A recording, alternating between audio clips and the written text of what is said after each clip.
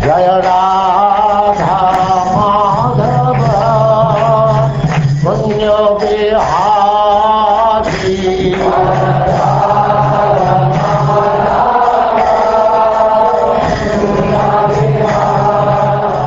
And now Chapter 3, the birth of Lord Krishna.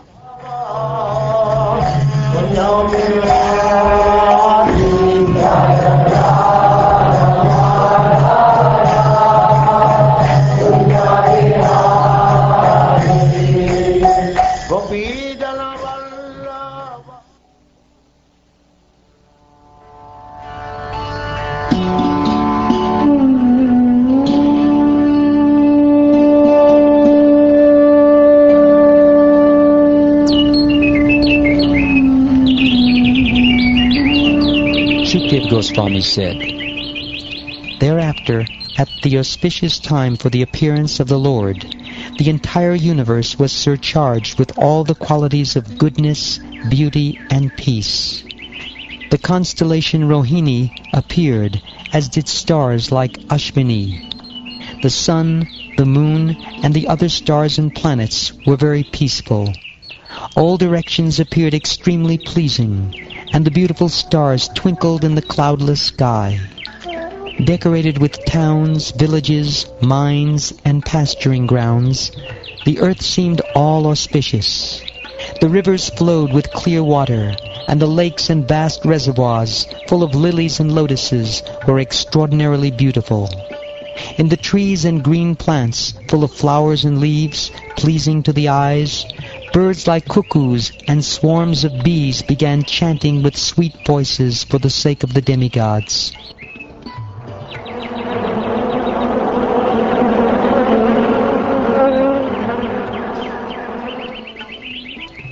A pure breeze began to blow, pleasing the sense of touch and bearing the aroma of flowers.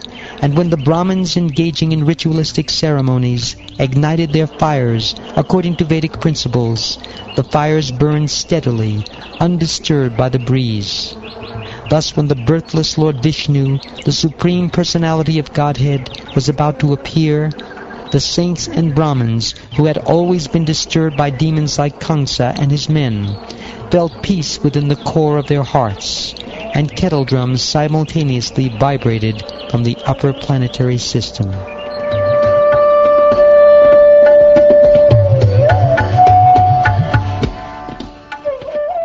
The Kinnaras and Gandharvas began to sing auspicious songs.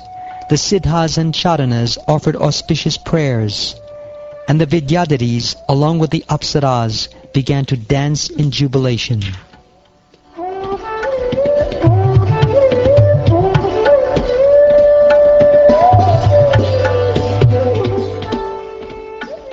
The demigods and great saintly persons showered flowers in a joyous mood. The clouds gathered in the sky and very mildly thundered, making sounds like those of the ocean's waves.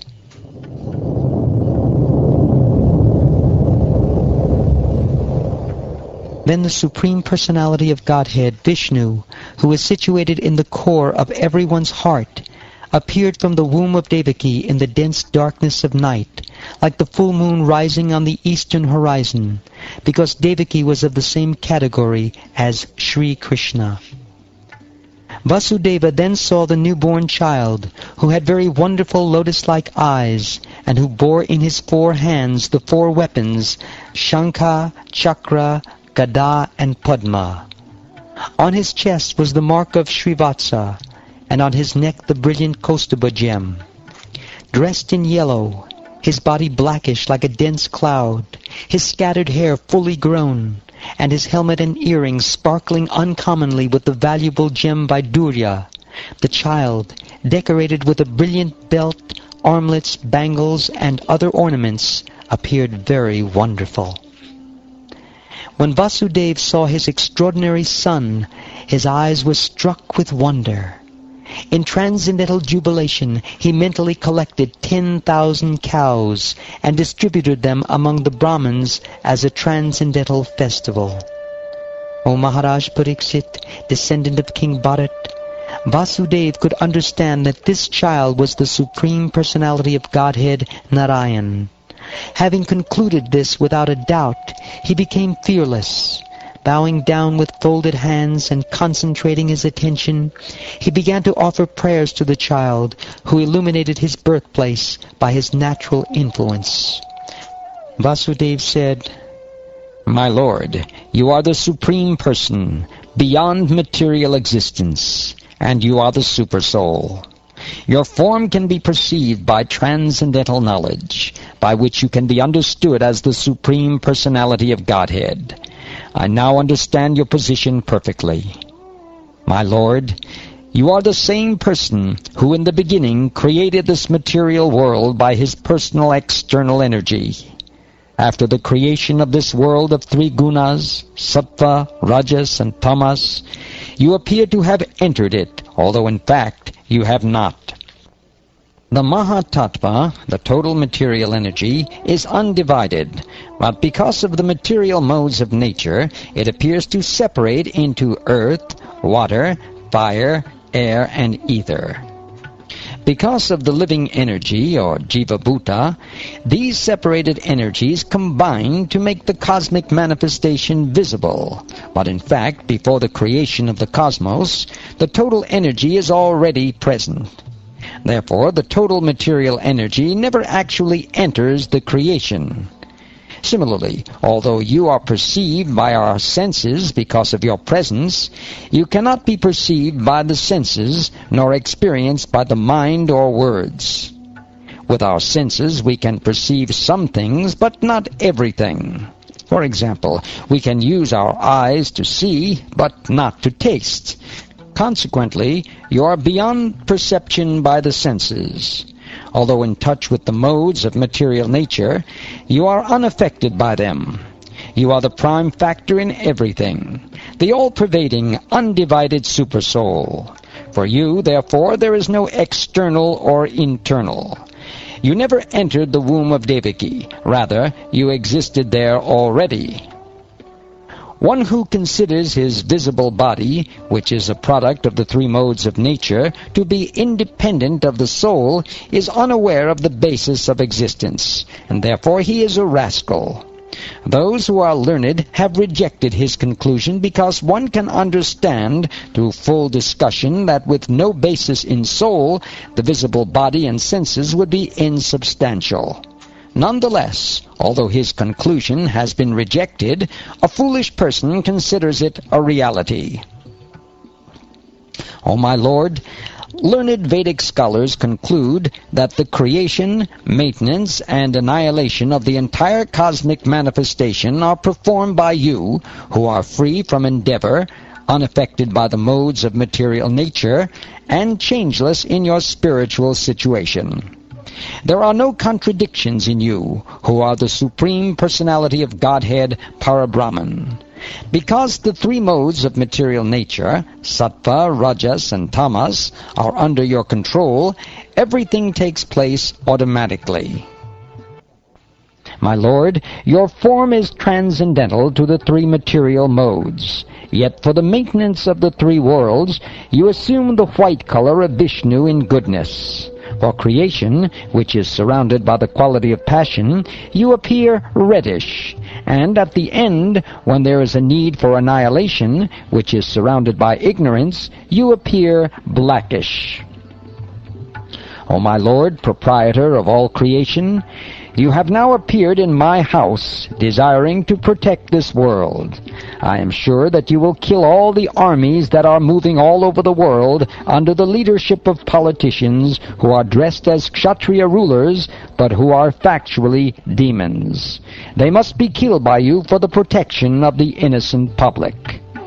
O my Lord, Lord of the demigods, after hearing the prophecy that you would take birth in our home and kill him, this uncivilized Kamsa killed so many of your elder brothers. As soon as he hears from his lieutenants that you have appeared, he will immediately come with weapons to kill you.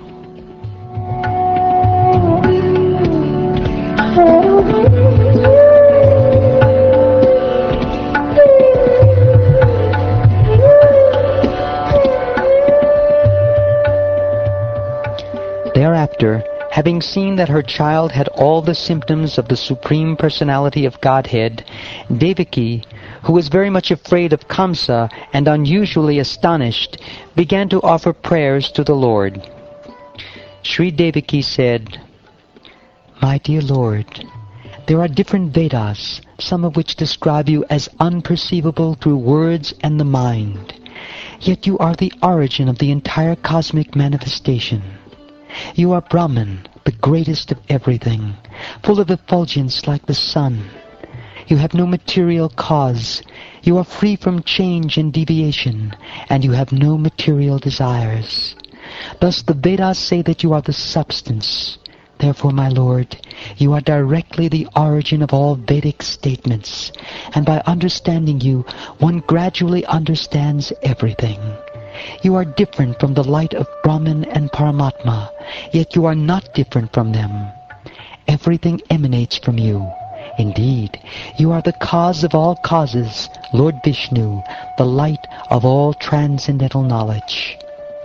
After millions of years at the time of cosmic annihilation, when everything, manifested and unmanifested, is annihilated by the force of time, the 5 gross elements enter into the subtle conception, and the manifested categories enter into the unmanifested substance. At that time, you alone remain, and you are known as Anantashesha Naga. O inaugurator of the material energy, this wonderful creation works under the control of powerful time, which is divided into seconds, minutes, hours, and years. This element of time, which extends for many millions of years, is but another form of Lord Vishnu.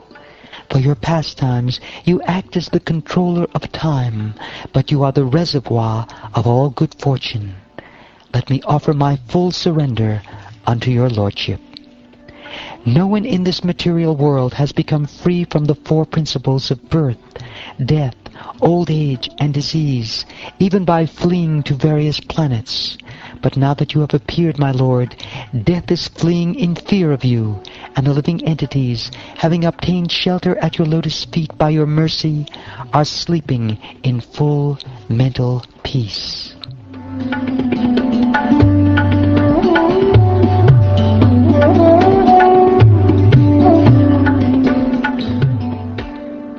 My Lord, because you dispel all the fear of your devotees, I request you to save us and give us protection from the terrible fear of Kamsa.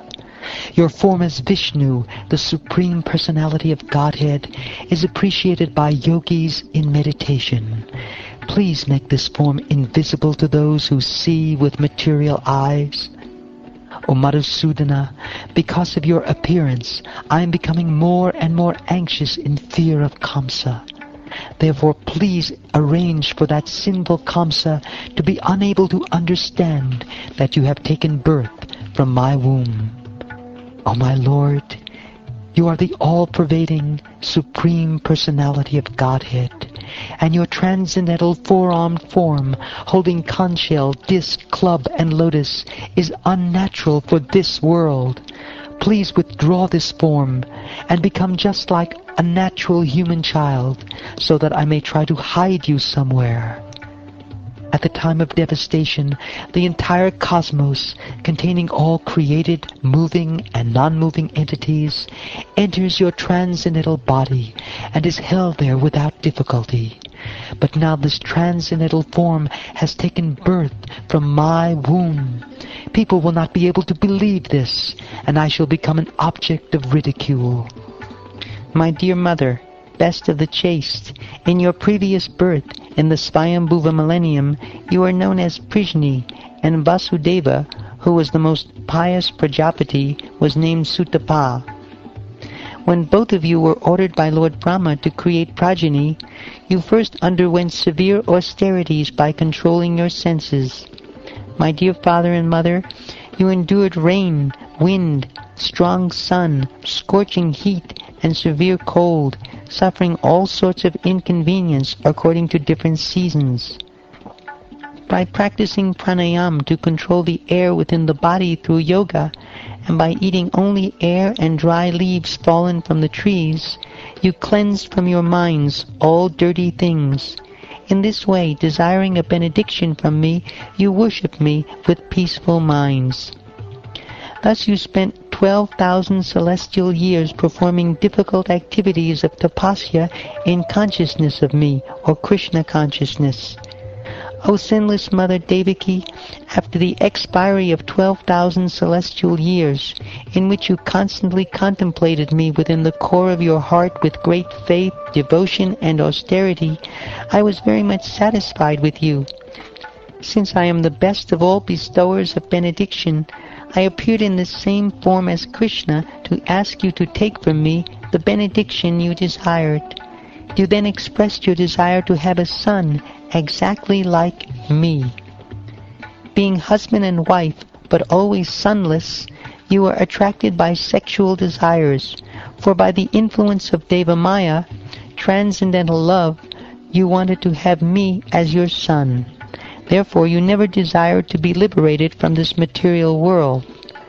After you received that benediction and I disappeared, you engaged yourselves in sex to have a son like me, and I fulfilled your desire. Since I found no one else as highly elevated as you in simplicity and other qualities of good character, I appeared in this world as Prishni Garbha, or one who is celebrated as having taken birth from Prishni. In the next millennium, I again appeared from the two of you, who appeared as my mother Aditi and my father Kashyapa. I was known as Upendra, and because of being a dwarf, I was also known as Vamana. O supremely chaste mother, I, the same personality, have now appeared of you both as your son for the third time. Take my words as the truth. I have shown you this form of Vishnu just to remind you of my previous births. Otherwise, if I appeared like an ordinary human child, you would not believe that the Supreme Personality of Godhead, Vishnu, has indeed appeared. Both of you, husband and wife, constantly think of me as your son, but always know that I am the Supreme Personality of Godhead. By thus thinking of me constantly with love and affection, you will achieve the highest perfection, returning home back to Godhead.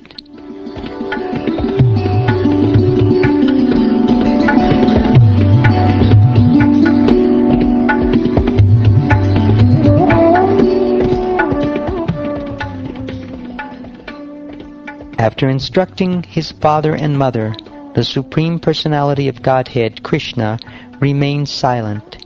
In their presence, by his internal energy, he then transformed himself into a small human child. In other words, he transformed himself into his original form, Krishnastu Bhagavan Svayam. Thereafter, exactly when Vasudeva, being inspired by the Supreme Personality of Godhead, was about to take the newborn child from the delivery room, Yogamaya, the Lord's spiritual energy, took birth as the daughter of the wife of Maharaj Nanda.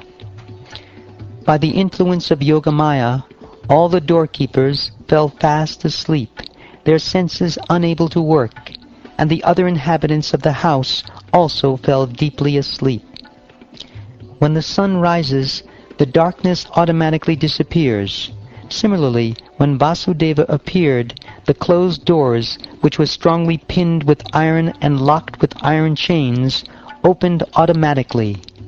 Since the clouds in the sky were mildly thundering and showering, Anantanaga, an expansion of the Supreme Personality of Godhead, followed Vasudeva beginning from the door, with hoods expanded to protect Vasudeva and the transcendental child.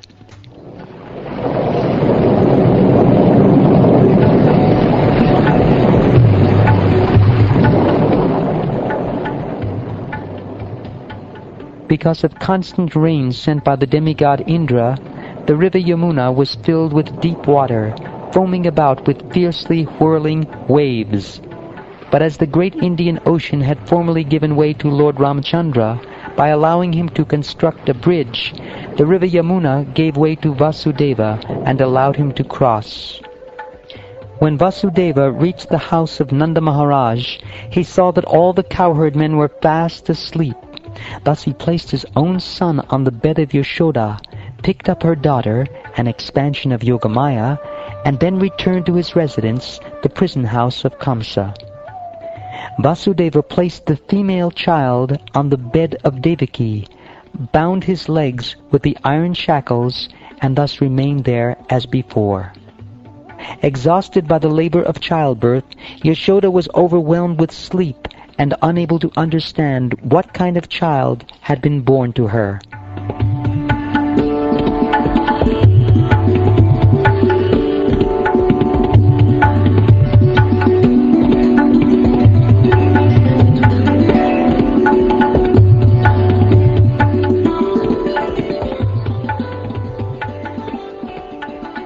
Thus ends the 3rd chapter of the 10th canto of the Srimad Bhagavatam, entitled The Birth of Lord Krishna.